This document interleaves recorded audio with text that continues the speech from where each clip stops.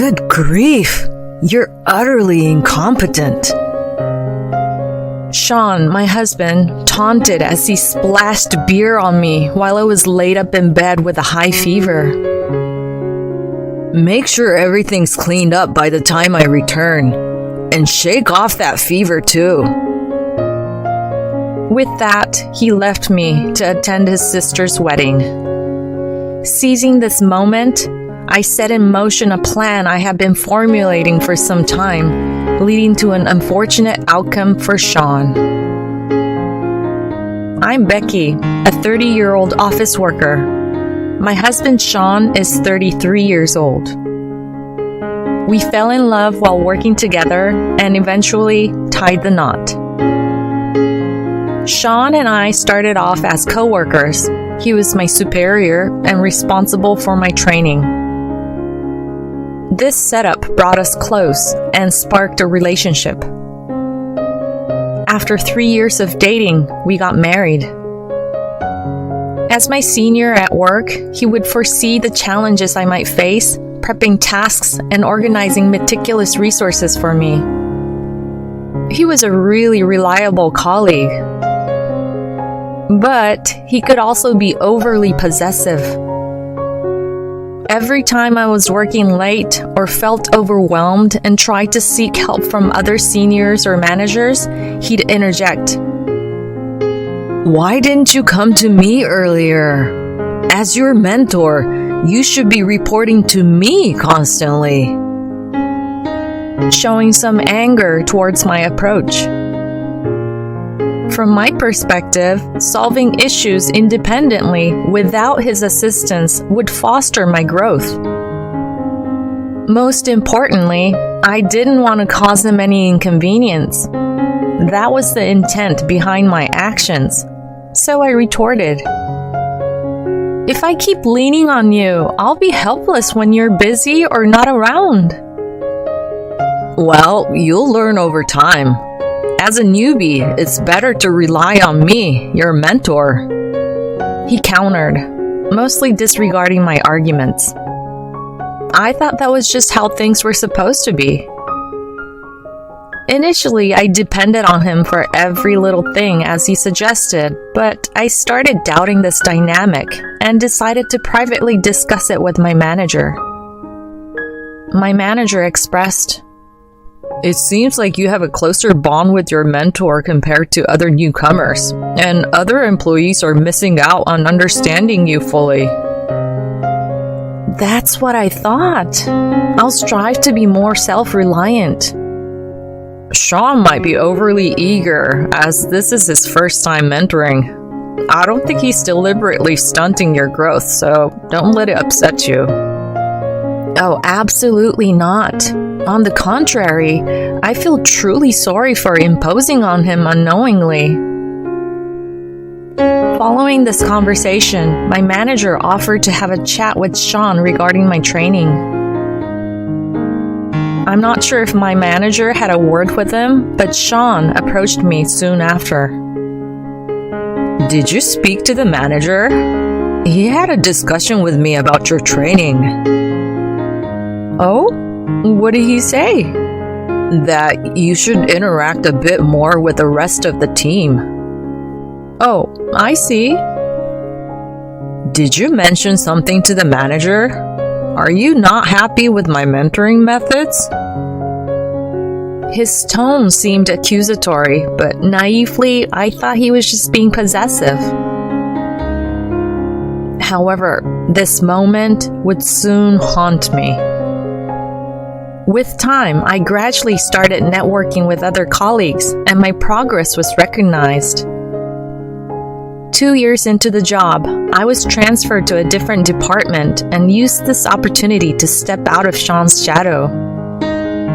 We started dating officially after he confessed his love for me. Being separated at work expanded my social circle, and our relationship struck a balance. We got married when I was 28 and moved into a property owned by my parents, but not in use.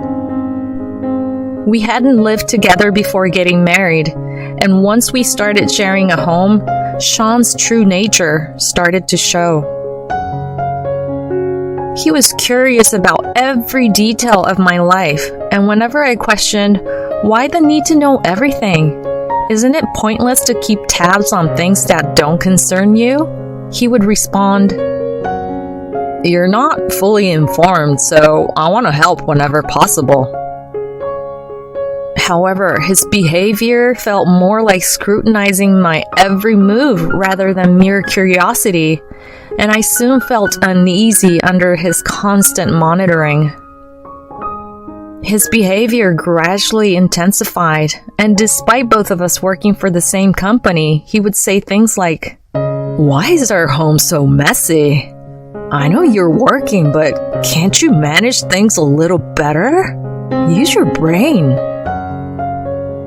Even when I retorted, "But you could help out a bit too," he wouldn't give in, responding, "I have a job with responsibilities.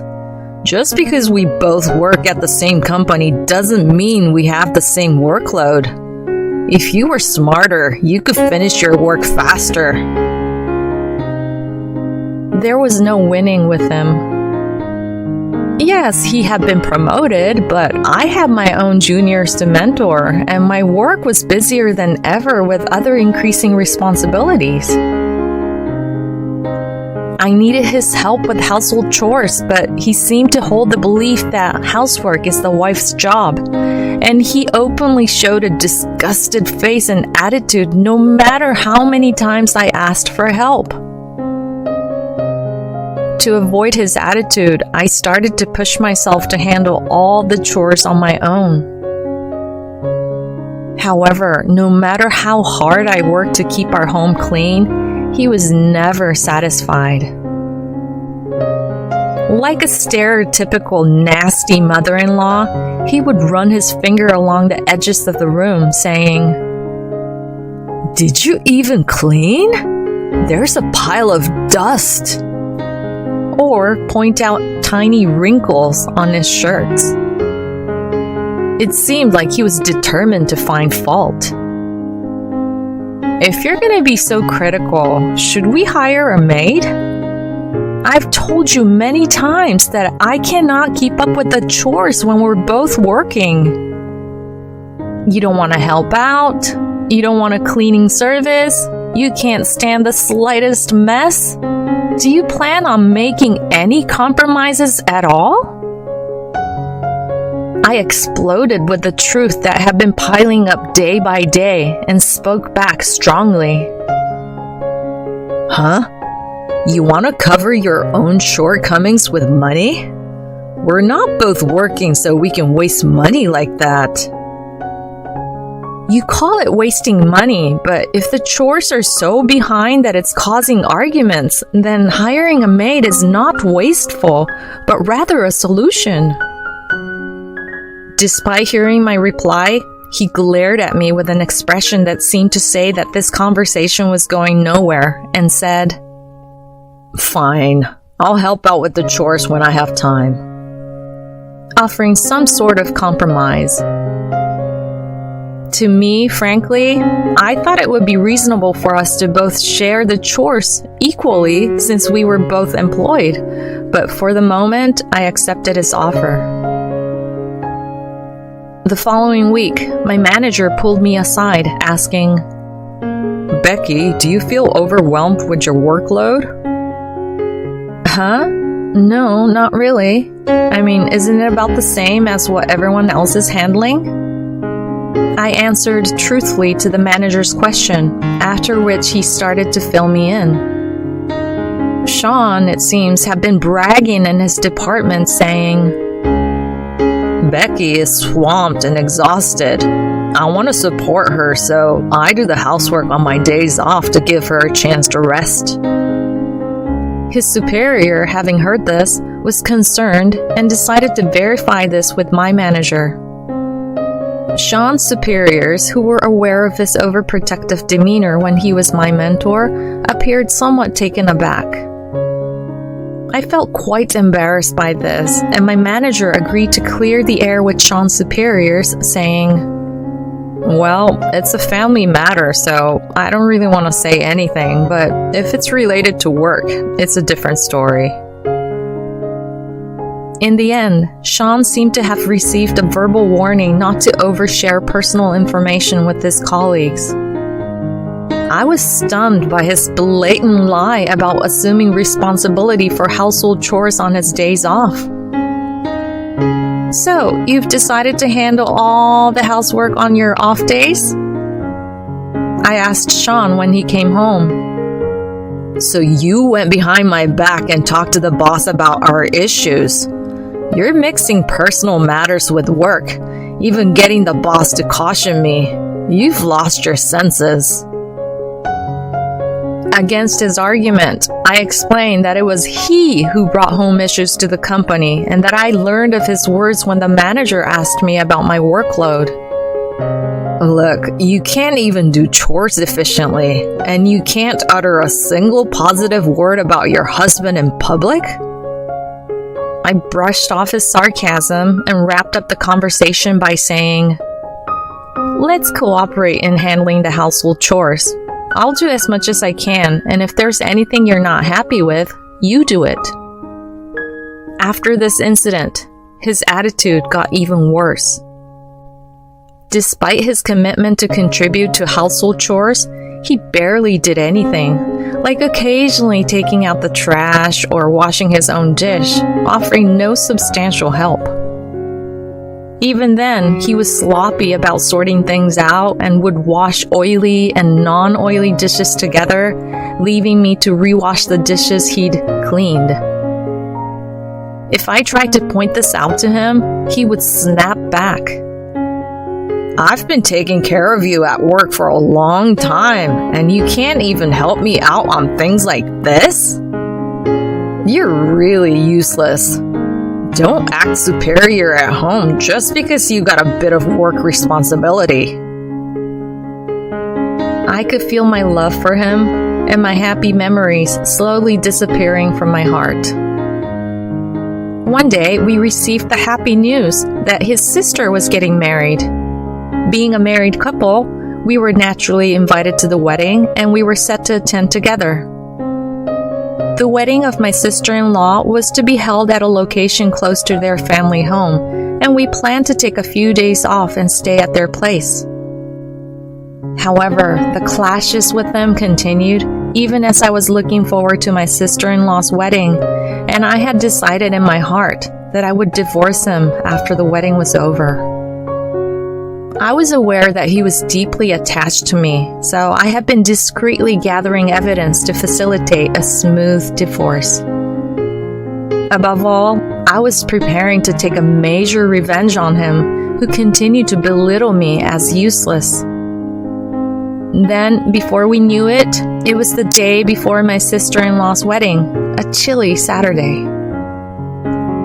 While I was out on the balcony hanging laundry, Sean inexplicably locked the balcony door from inside.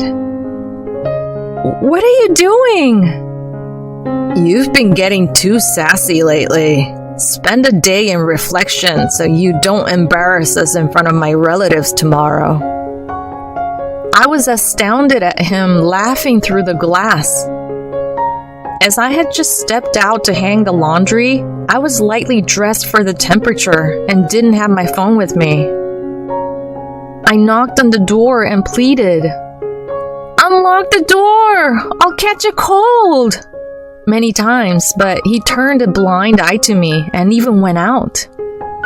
It was around the end of January, and I had to wait for him to come home, shivering in the cold. However, a few hours later, the lady next door noticed me crouching and shivering when she came out on her balcony to taking her laundry. She let me climb over to her balcony with a ladder, though it was a bit dangerous, and I waited for Sean to come home. The lady next door was very worried about me, and when I explained the situation, she even prepared a warm soup for me. After a while, I heard the sound of a car pulling into our driveway and realized that Sean was back. He was quite surprised to see that I had escaped the balcony, but he scowled at me with disgust, saying, I can't believe you dragged our next-door neighbor into our issues. We're a married couple and our problems should stay between us. Why do you always have to involve outsiders? I was so disoriented from the cold that I couldn't muster a response to his sarcastic remark, and I just crawled into my bed. The next day, as expected, I had a high fever and wasn't well enough to attend my sister-in-law's wedding. Seeing me like this, he clicked his tongue in annoyance and yelled without any hint of concern. If you can't even attend my sister's wedding, you're a complete failure as a wife. You're utterly useless. Moreover, he dumped a can of ice-cold beer over my head while I was sleeping, saying, "Clean up this mess by the time I return, and shake off that cold too," before leaving the house. All I could do was reply quietly with a feeble yes to his retreating figure. Once I was certain that the sound of his car had receded, I got up from my bed and began executing my plans a bit earlier than I had anticipated. First, I contacted my attorney, who I had been in touch with, and requested him to dispatch a legal notice to Sean's parents' house, stating my intention to divorce him and seek alimony. I also reached out to my parents about my decision to divorce Sean and asked if I could move in with them for a while. "Have you made arrangements to move?" No, not yet. I made the decision last night, so I'm going to start looking for a moving company or real estate agent from today. "There's no need to wait. We'll come pick you up right now." I had previously hinted at my situation to them, and after overhearing the call, my brothers rushed to my house to help. Sean was supposed to stay with his parents for about 5 days, but if he saw the certified letter, there was a chance he would cut his trip short and return earlier. So we quickly packed my belongings and escaped from my home over the next 2 days, returning to my parents' house. The next day, I woke up to find a barrage of missed calls from Sean. Without giving them a second thought, I turned off my phone, caught up on some more sleep, and then got myself to the hospital. After getting some meds and getting my fever under control, I called up the real estate agent and said, "I know it's sooner than we discussed, but I've decided to put the house on the market." The house we had been living in was an older property my parents had given me as a wedding gift, telling me, "It's a pre-owned property, so once you have saved enough to build your own place, feel free to sell it and use the money towards your new home." When I decided to divorce Sean, I asked my parents if it was okay to sell the house, and they responded, "Yeah, sell that house you lived in with that man right away." So I was able to sell it without any hesitation. Sean, totally oblivious to all these developments, bombarded me with calls and emails once I turned my phone back on. His messages were filled with arrogant remarks like, "A divorce? Really? You who can't do a thing without my help talking about divorce and demanding alimony? Cool off and give it a thought till I return home." I simply replied, "Anyway, I'm selling the house, so you might want to start looking for a new place." And then printed out these messages to hand over to my lawyer. The lawyer then instructed him to handle all further communication related to the divorce through him.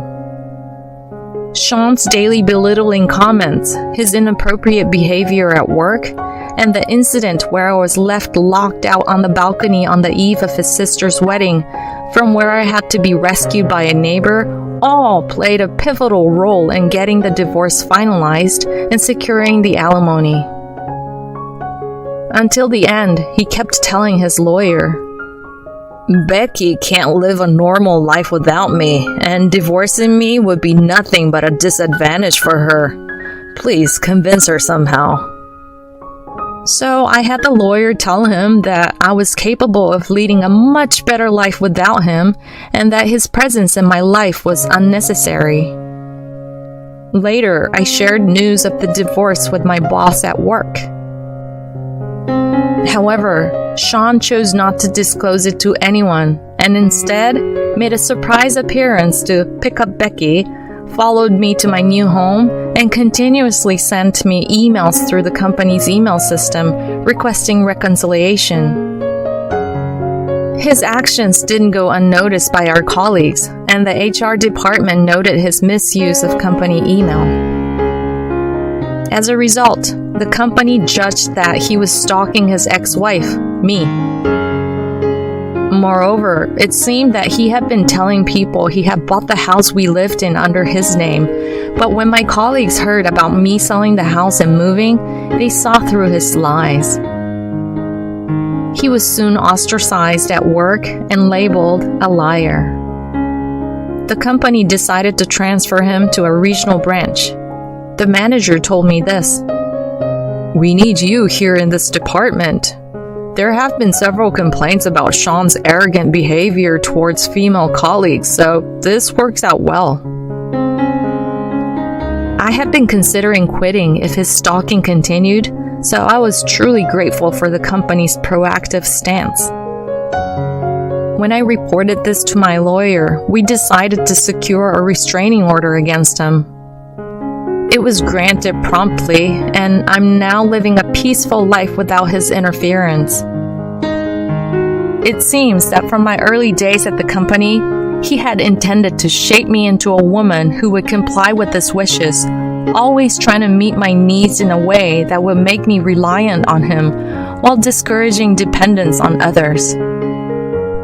After I left the department, he apparently tried to exert similar control over another new female employee. However, she proved to be assertive, and he quickly gave up, redirecting his obsession towards me. When I learned from my lawyer about his manipulative mindset, it was shocking. However, on the flip side, I felt a wave of relief knowing I was free from such a person. Now, my life isn't dictated by anyone. I can wholly dedicate myself to my work, and being single allows me to take shortcuts with house chores.